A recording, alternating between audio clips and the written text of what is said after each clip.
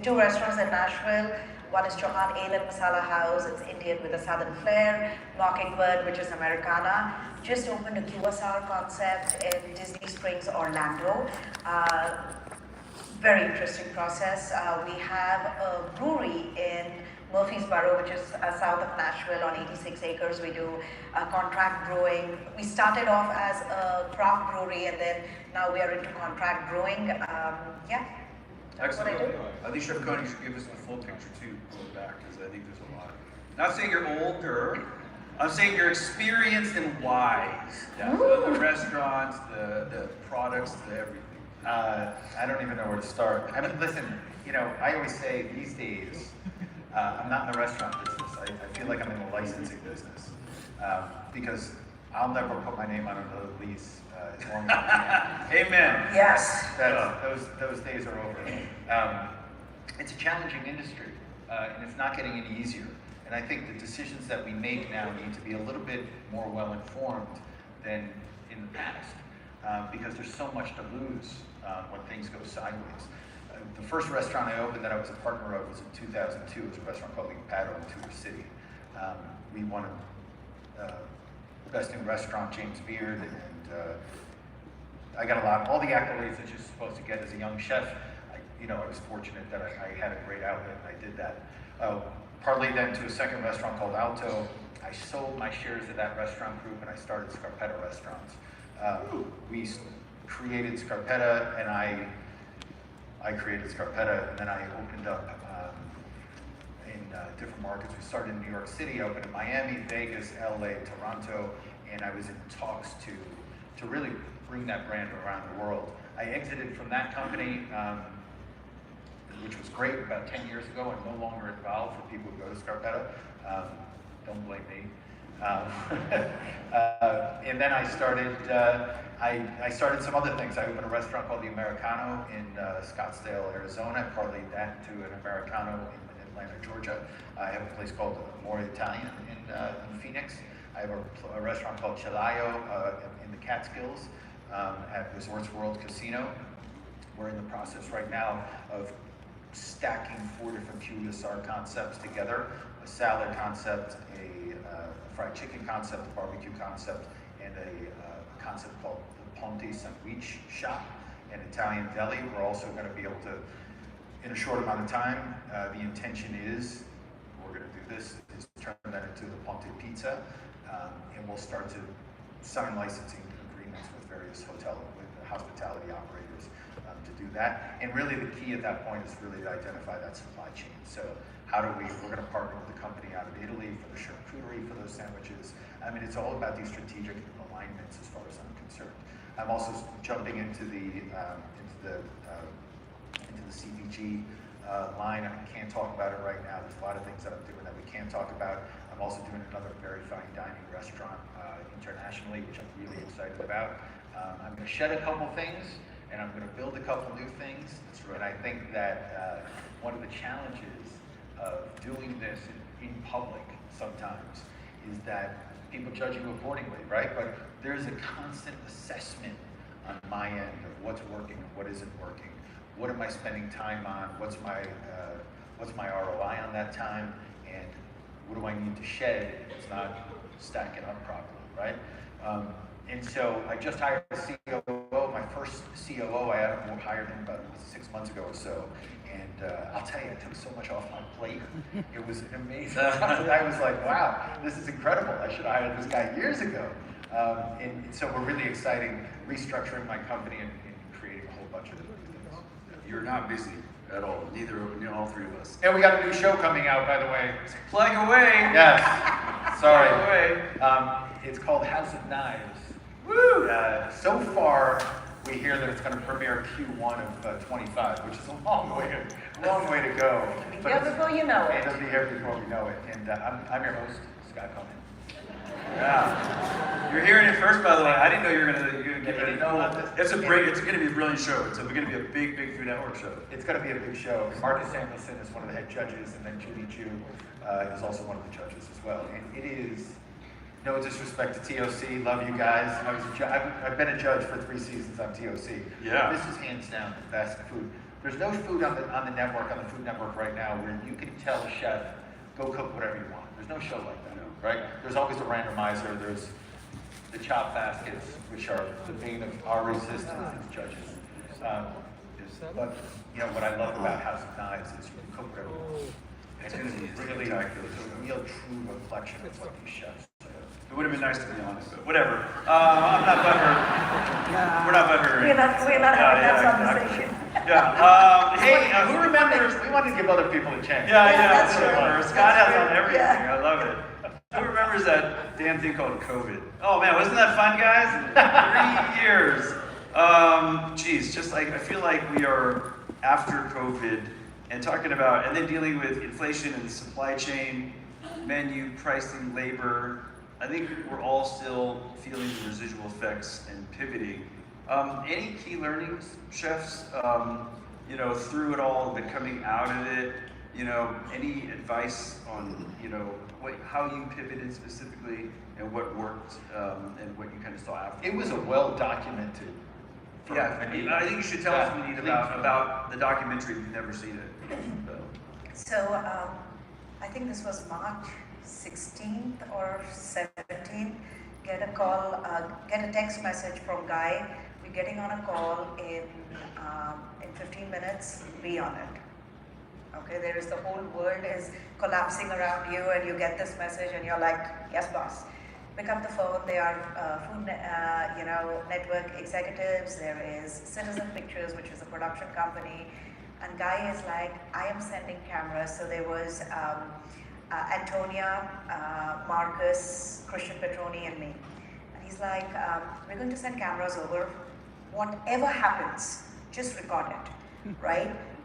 Even if it's on your phone, whatever it is. And it was really interesting. He's like, even if nothing happens, a few years down, you can show your kids what you guys went through. And at that time, we did not realize what the impact of this was going to be. It was a documentary which was called Restaurant Hustle, one of the first documentaries on Food Network. And basically, it just logged what we went through. And at that time, I still remember, I think 19th of March 2020, we laid off 250 people. My husband and I, we are business partners, both of us driving back home.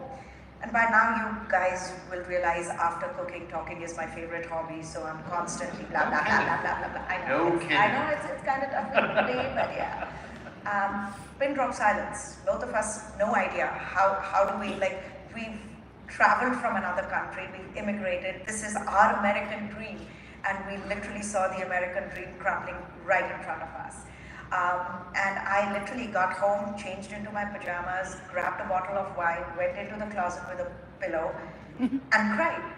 And while I'm doing that, I don't even know why. Usually I never put it out, but I recorded. I'm like, I don't know what's going to happen. Where are we going? But it was so beautifully done because the entire journey of the ups, the downs, facing all of these together, that's what it came down to. I think the biggest thing that we realized that the most important asset that we have is the people who we work with, because we are going to come up with solutions, no matter how bizarre they are, right? There was a time that we were putting social media, PSAs on how to wash hands, and now we laugh about it. But at that time, that seemed the most paramount thing to do, right? Or how to make a mask. But I remember those times, right? It is like so ridiculous. But I think in the end of the day, what we really figured out was how can we be operational, how can we be even more efficient with a smaller team of people, and how can we rely on ingredients and products which are already out there to make our lives simple. So I think one of the biggest things that I let go was, as a young chef, everything has to be from scratch, excuse me. You're like fuck that, right? There are incredible products out there. Let's go ahead and use those products, make our life easier, and how can we really, really celebrate those products? So I think that was my biggest learning. Amazing. And you dropped the first F-bomb. Now we can try. Oh shit, did I? Oh, sorry. Scott. You told me I could. It's all your fault. I know. I encouraged it. What kind of chef operator were you before COVID and after COVID? I'll never operate a restaurant again. Perfectly honest, just like I won't put my name on a lease anymore. I mean, what Manjeet said, I think is 100% right, and I think that probably resonates with everyone in this room, right? Yes or no? Yes, chef. We chef. We chef. The biggest takeaway for me was more the human element than the operational element, and I think it got me to a point of thinking that, you know, who do I want to spend my time with, right? Like, who's the people in my world, in my work world, that I enjoy spending time with? Who can I count on? They can count on me. Can I count on them? And that really became important to me. That idea of surrounding myself with the right people, creating the culture that I really want to live with, second guessing my choices to date. You know, of what I wanted to, who I was surrounding myself with, what they were capable of, and I know my own capabilities. I understand my value. Am I being valued in return? Those were the personal and also professional questions that I continue to ask myself on a daily, weekly, monthly, quarterly, yearly basis. Because if we want to create something great, none of us can do it, right? We need to rely on the connectivity that Manet was talking about earlier to create greatness. So that idea of success, what is that idea of success? This is a life that we're living through food. And how do we grow it? How do we expand upon it? Who do we need in our lives in order to help us achieve that? That was my big takeaway. And fortunately, I have a wonderful team. I'm blessed with people who challenge me on a daily basis, right? That's the thing, that I don't pretend that I have all the answers, but I'm the guy who's going to take the bullets, good, bad, or indifferent, you know? Manjeet, that's what you said. I think COVID was also a very humbling experience for everyone. They're all right? Because you realize that no matter what you do, no matter what you've achieved, it's in the past. Because you're living in this moment, and this moment is the only moment that counts. Because you had no idea what the future was, right? And I think it just made us live in that moment, which I think more of us, we should do. I mean, I never did that. I was either like, I'm like, okay, what am I doing tomorrow? This moment is all that matters. Yeah. From an operator point of view, I thank guys like Matt Runkle and Martha from my team to Payway. Just the goddamn pivoting we all had to do. Supply chain pivoting, labor, manner of operations, like shifting to takeout to go. Remember when we thought like ingredients were going to kill us because COVID was living on them, sanitizing our orders. Like it was really incredible. All right, I'll move on. Practical ideation questions. I think a lot of us in this room are always trying to stay ahead of the curve, right? Who loves and hates like the word trends, right? But who also needs to want to mine the nuggets of what's really kind of coming in out there? So I won't say trends. I will say, what's exciting on your menu? What are you looking to put on your menu? Be it kind of comfort or looking at green space and white space. What's exciting you in food that could translate to menu items right now? To me, at the present moment, I am really excited about how different ethnic flavors are finding their way into mainstream cuisine, right? I always look at England, right? Like in England, you can go to Harrods and you can get a chicken tikka masala sandwich, right? Over here, with Indian food, we are getting there. You're seeing small glimpses of incredible ingredients or techniques which are finding their way into mainstream menus. I always say that it's always a matter of time. I mean, the fact that you can get sushi in a gas station, not recommending you buy it or eat it, just saying that, good sushi. just saying that, it depends, right? Right. But the fact is that I'm loving, I wouldn't call that a trend, but I'm loving that wave. The fact that people are getting more excited about different cuisines as people are traveling, as people are being exposed to different cuisines, and it is finding its way in the mainstream market. That is something that we are trying to do at Eat. So Eat is a QSR, it is Indian inspired, but we have things like chicken. Give us a menu. It's like we have things like chicken tikka masala pizza, right? So people, if they walk into the restaurant, they've never had Indian food, but they look at pizzas and they're like, okay, let's try that. We're giving them a slight taste of what Indian food is, right? Chicken tikka masala poutine, we've got, lamb keema nachos. So nacho, yes, I know what this is. Lamb keema, no idea what that is, right? Poutine, know what this is. Tikka masala, no idea what this is. So in our way, we are trying to get flavors into mainstream America. And earlier we were talking, like Disney Springs is not an easy market to get, flavors that Middle America is exposed to. So we've got to be creative in how we are packaging it and presenting it. Nice. Scott, fine dining, Mediterranean, American, Italian. What's happening in the world right now? I always say, for me, trend is it's too much of the moment, right? In trends are fickle. For me, it's about long-lasting appreciation, and that resonates deeper for me. And I think that there's trendy things that happen that just doesn't resonate, and it's flash in the pan and it's done. But the long-lasting appreciation aspect of trends, something that can become something that's intertwined with culture, makes a lot more sense for me. As I look at some of the new ventures that we're working on the fine dining side, I feel like sometimes old is new again. That connection with the guest, great service that's hospitable and friendly, not overly familiar. Those are things that, imagine walking into, no matter what you're, imagine this, take this ride with me, will you?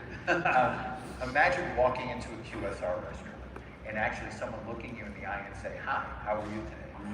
Wouldn't that be nice? Wouldn't that be refreshing? Instead of some kid looking away and they're afraid to look at you in the eyes because they don't know how the guest is going to react to them. And you see these Karens all the time screaming at children, working behind a computer. I mean, for me, the culture that you create becomes the front face of the customer. That culture, you can do anything you want at that point, right?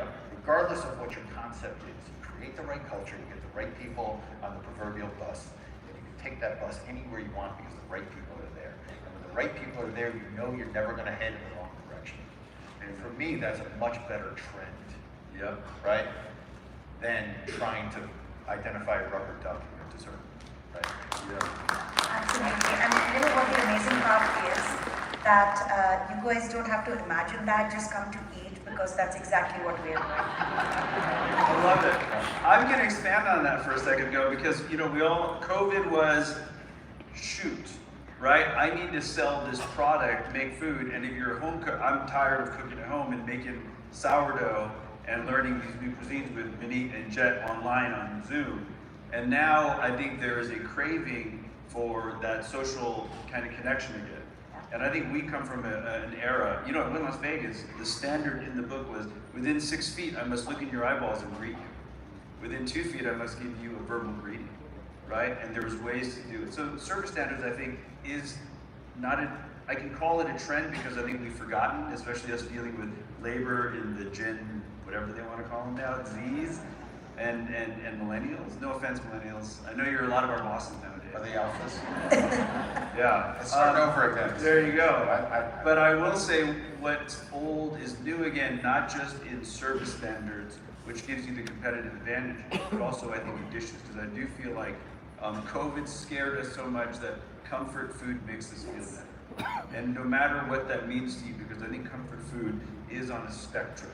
So speaking of innovation, go ahead. Well, or along those lines, I'm not pushing back at you, but No, I'm a big believer that, and I say this to my team all the time, that food is a follow-up to the service experience, regardless of what type of, where you are on the spectrum of restaurants, right? From QSR to 3-star Michelin. I'm going to say that again. Food is a follow-up to the service experience. A restaurant is a 3-star restaurant, not because of the food quality, but because of the service aspects, right? Yeah. A lot of times in a 1-star Michelin restaurant, you find fantastic food and the service isn't quite the same. You'll find the same food in a lot of 3-star restaurants that are more service embellished, I would say, right? That's a key differential in the Michelin standards. Yep. But I think also when it comes to QSR, that idea of hospitality. We all know people who are wildly successful inside it.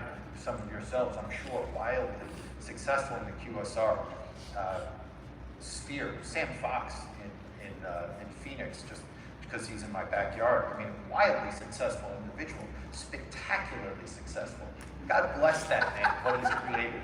I'm not envious, I'm in awe Not at of all. Sam Fox. Like, Yeah. truly, he's amazing.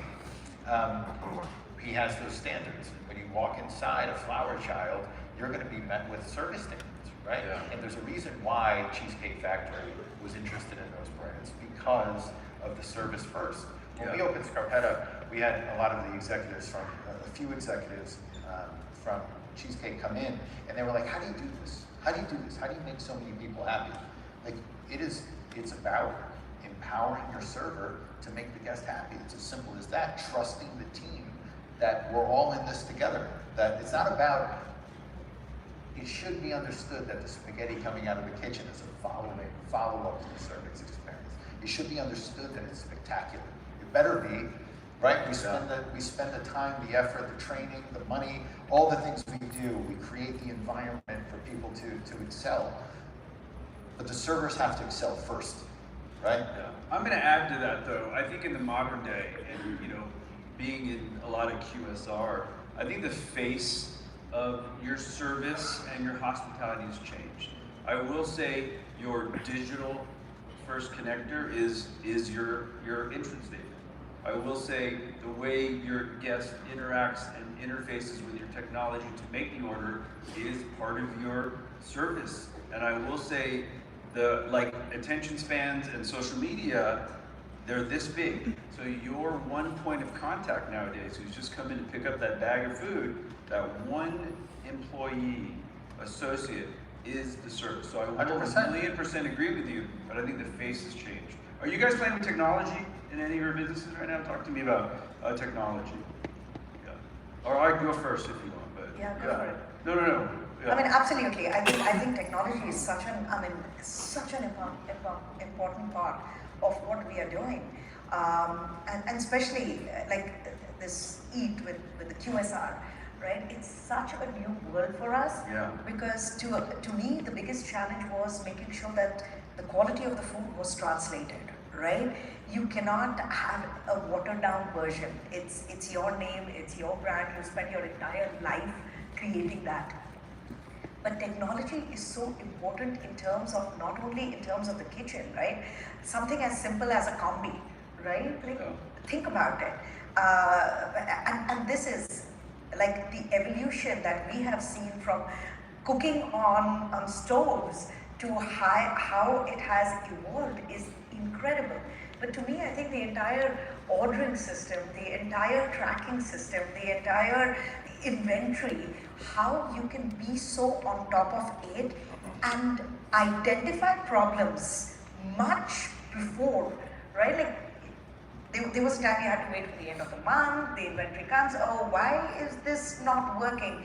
Now it is real time. You can figure it out, you can rectify it so that you're not, if you're bleeding, you're not bleeding throughout the entire month, right? You figured it out. You're like, this is it, we're gonna stop and take it to the next level. So I think technology plays a very important part in that. I totally Yeah. Same. Okay. Yeah, that's all I got. All right. I mean, wouldn't it be great to create that app that is actually, you know, the difference for me with a human being taking your order is you get a smile, right? What is the technological smile, right? Yeah. What is that that technology can add, you know, where you're actually feeling a warmth coming from it, as opposed to, I think I'm old enough to be frustrated by most iPads sitting in a restaurant, and like, son of a bitch, this thing doesn't work. Right? Yeah. You got to respect it because it's the direction we're going in. It's got a long way to go. Yeah. Right? I do think that there needs to be that balance. I think that human connection is so important, right? There's got to be a balance. Exactly. That's exactly the So, but I do think that by giving technology to your team, you're making their life a lot easier, and they can concentrate more on the service aspect, on making you feel the most important person in the entire room. And Yeah. that's how I kind of encourage the team to use technology to make their life easier. Yeah, you know, I think, look, raise of hands as we continue to see participation through app-based, right? I mean, we're seeing exponential at Dragon Tiger and Payway, we're seeing exponential increase in participation via app, via kind of digital orders. Agree, disagree, right? And I think that's only going to continue because I think there's a divergence actually, because as much as we, I think on our generation, we're in the same generation, want to talk about, you know, the actual touch, the personal touch of service. I think the Gen Zs and the millennials, they want to interface with our restaurants and brands digitally. They want less, right? So I do think it's about finding and investing into the right technology. How do we strip away the layers of service charges? You know, and that's what we're trying to do. So we're developing apps to try to really kind of aggregate and bring everyone in to strip away those 10, 20%, you know, per transaction situations. And you know what, we got to talk about social media. You know what I mean? I think there's the dumb way to talk about it in us doing like TikTok dances, right? But there's like the real way to talk about it. I'm not doing a TikTok dance. What's up? Who wants to see Scott do a TikTok You know we're gonna do dance? that. How about that, right? I'm not gonna have Trying to to get, involved. who wants to It's see not gonna Scott happen. do a cheetah video? And then, that's what's going to happen, by the way. I'm putting it out there. So I will say there is a convergence of successful social media activation. So you know what? My social media page is 70%. It's like a 611, right? It's like 60%. Hey, I'm Jet, and I want to give you an insight into what's happening in my media world, in my personal life, and let's create a relationship. And then it's one. Hey, come to Payway though, because I gave you the 6, you're participating in the 1. And then the other one is, come to Dragon Tiger. So it's 6111, meaning also probably a Food Network post. So I think smart activation in social media, strategic, you know, scientific activation in social media that ties your brand, your restaurant brand, your food brand to social media does equal conversion. And so I'm just going to throw that nugget out there, like a host trying to moderate 3 amazing people with life stories right out there. Talking about social media, Manet, you're pretty active. Very active. What have you found in terms of social media? Do you think the conversion? I mean, You know, I'm in awe as you're like, you know, that there is this Matrix 611. I'm like, oh. I'm a nerd though. Is that what I was supposed Who to has do? been with me at least in some other talk within the last decade? Like a trend talk or back in the day. There's been a lot of us. So yeah, I'm a hardcore nerd pretending to be a cool dude. Well, I'm a nerd, not even pretending not to be a nerd. Like, that's basically what it is. No, right? but you see social media helping your business? I absolutely do. I definitely see social media helping, you know, my business, my brand, the awareness of you being out there. I think that is very important. And basically, I share, like, you know, I've been doing these reels of, I'm I'm cooking dinner. I put a camera in front of me. I put it on And they're awesome. hyperlapse, and I just record it. They are the worst produced videos out there, and I think that's why people like it, because it is so raw, right? And I'm like, yeah, in the morning I get up, I'm like, okay, yeah, you do this, put the recipe, done. Okay, I'm done for the day. To me, I look at social media as just putting myself out there in front of people so that, so that they are aware of what is going on. Because with me, my businesses are associated with who I am. Be it Chauhan, which is my last name, or Eat, which is from Manet, right? That's why I am constantly putting myself out there so that people have eyeballs and they're like, oh, I'm going to Orlando, okay, I can go over there. Oh, I'm in Nashville, I can go over there. So that's what I look at as a business move. It's smart strategic marketing, Yeah. right? I think you're secretly a marketing genius. Scott, social media? Kind of. Well, I mean, I identify the importance of it. I think it's very important these days. It's another advertising platform that we can, just like television is, right? That we can use to our advantage. I think very often we all get a little caught up in the likes, right? Yeah. And I don't identify, my confidence doesn't come from the amount of likes that I get. You know what I mean? And I think that sometimes we're pandering, it seems like we're pandering for likes. And I just, I can't do that stuff. It feels very unauthentic. Yeah. And I don't like that. I don't like feeling that way. I don't like viewing that. So I can't imagine being a part of it. No, roger that. I just, it's uncomfortable for me, and I don't want that. I don't want that cringe. Yeah. I don't want people to look at me. It's bad enough when people look at me and cringe. I don't need to add to it. Oh, stop it. You know, Whatever, hunky Scott, I pie. posted a photograph with you guys, and I'm telling you, I got most of the likes because of you, and some for you. Whatever. Yeah. That's it. That's So the likes were there. I'm just saying. That's tagging and aggregating likes and follows, and that's it. I only have 10 minutes I left. completely pandered you. Just I saying. can't believe this went by so fast. Scott, tell us why people think you hate red onions so much. Let's get into it. Like, for real, man. What episode and why the hell? Because I've eaten with you. We've eaten red onions together. How the hell did that happen? I have never come up with a good answer. Really? I actually have an answer for But you. I'm gonna give you my honest answer, if I may. We can be honest here. We're all friends. I hope so. It's about Intimate intimacy, brother. So we had a young chef come on who was just talking a lot of shit. It's like, it was a lot. He was a lot. And I could get a little grumpy. You? No, never. Really?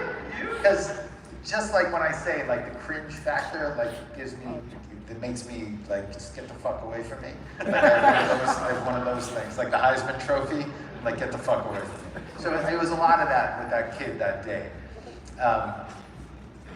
And he kept giving red onions. And there was another woman, Aisha, as a matter of fact, who's a good friend, actually, now. She wasn't at the time.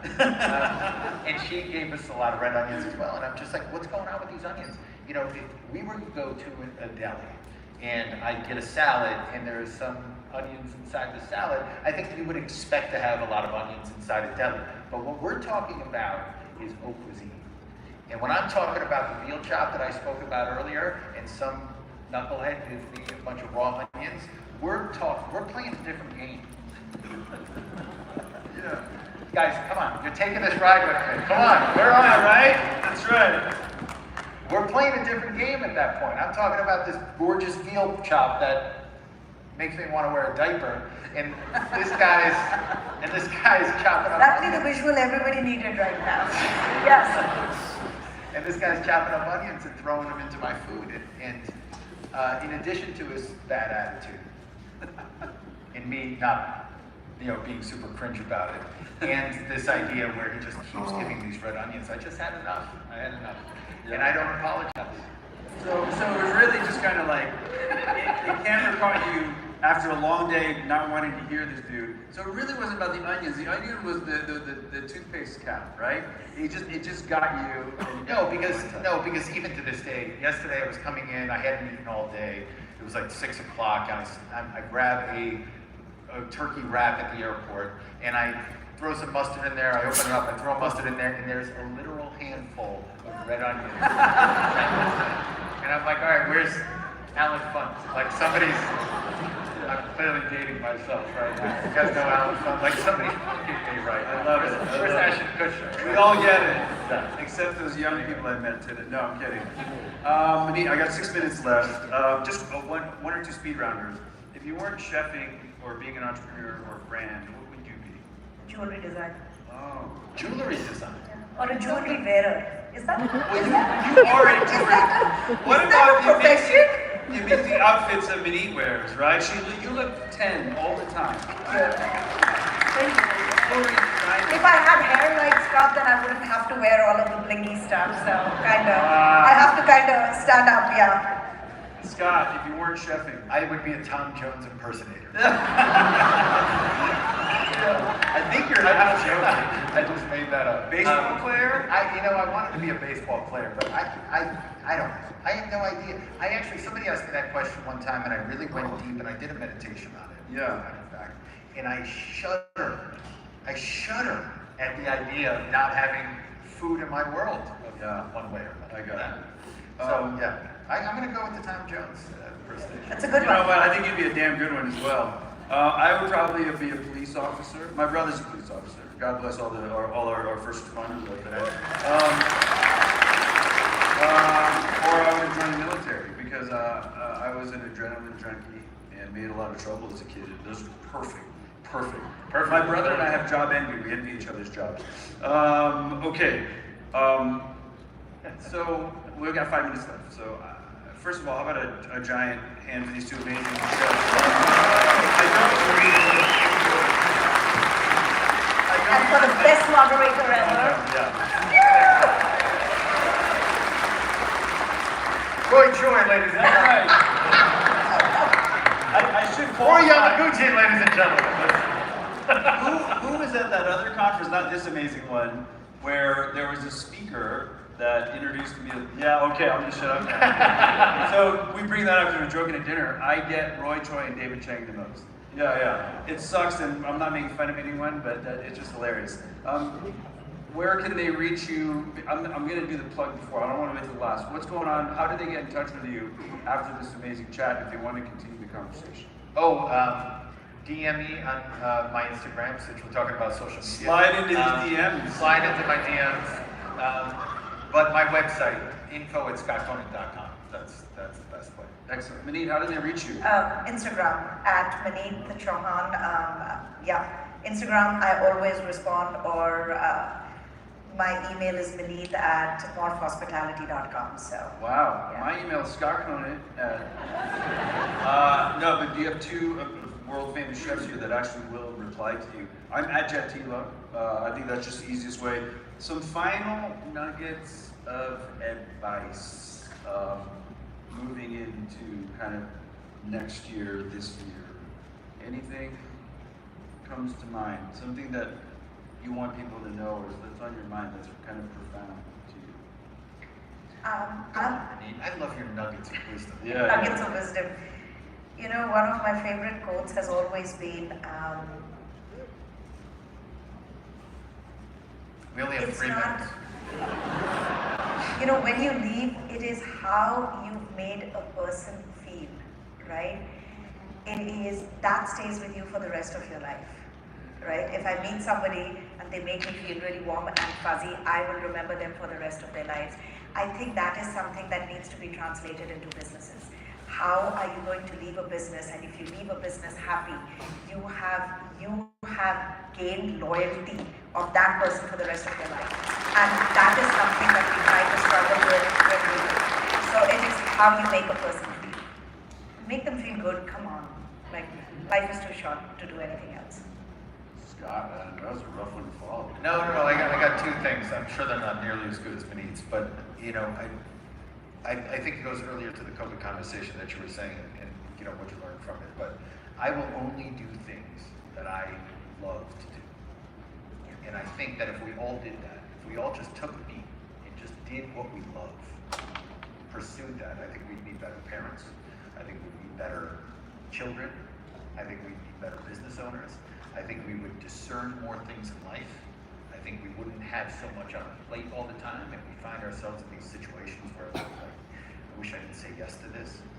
If we just do what we love, I think that's a really big thing. You know, I'm in the hospitality world. I'm a chef, but I am in the hospitality business, and I love what I do. And I do that. And I don't take bullshit. I got a short wick. I've walked away from a lot for very little because I only do what I love to do. And that's it. And that's it. Amazing. I guess yeah. I think in this last like 5-10 years of my life, you know, now that my kids are getting older, I think piggybacking off both of what you're saying, you know what, the byproduct of finding happiness and more intimacy with myself and my family has been really has benefited my business life as well.